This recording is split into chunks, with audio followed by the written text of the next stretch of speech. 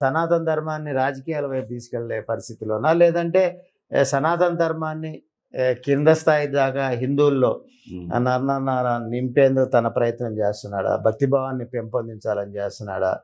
రాజకీయం కోసమా లేదా భక్తి కోసమా? మీరేమంటారు? స్వామి కార్యం స్వకార్యం రెండు ఉండొచ్చు కదా ఇందులో. నేనేమంటానంటే ఇప్పటి వరకు అనేక మంది నాయకులు మనం చూసాం, నాయకుల్ని చూసాము, మేధావుల్ని చూసాము. మేధావి వర్గం కూడా ఎట్లా ఉంటుందంటే, నేను ఉమెన్స్ పట్ల, ఆడవాళ్ళ పట్ల ఒక ఉదార స్వభావాన్ని చూపిస్తే అబ్బో ఈయన స్త్రీ పక్షపాతి. చాలామంది మీరు చూడండి, ఉన్నత వర్గాల వాళ్ళై ఉంటారు, కానీ వాళ్ళు దళిత వర్గం గురించి భుజాన వేసుకొని మాట్లాడుతూ ఉంటారు. వాళ్ళందరూ మాట్లాడడాన్ని నేను తప్పు పట్టట్లా. మెజారిటీ పక్షం మాట్లాడకుండా మైనారిటీ పక్షం మాట్లాడితే సమాజంలో ఎక్కువ అప్లాజ్ వస్తుందని భావిస్తూ ఉంటారు. వీళ్ళందరూ కుహన లౌకికవాదాన్ని వినిపిస్తున్న పరిస్థితి కనపడతా ఉంటుంది చాలా సందర్భాల్లో.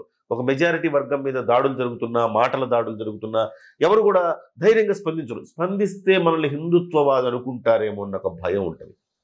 ఆ గోడని, ఆ గీతని చెరిపేసి ముందుకెళ్ళి ఎస్ నేను అన్అపాలజెటిక్ సనాతనిక్ అని చెప్పాడు ఆయన. సో ఆయన ఒక ఎజెండా పెట్టుకున్నాడు, డెఫినెట్గా సనాతన ధర్మాన్ని ముందుకు తీసుకెళ్ళాలి. అది స్వామి కార్యం కావచ్చు, అదేవిధంగా స్వకార్యం రాజకీయాలు కూడా కావచ్చు.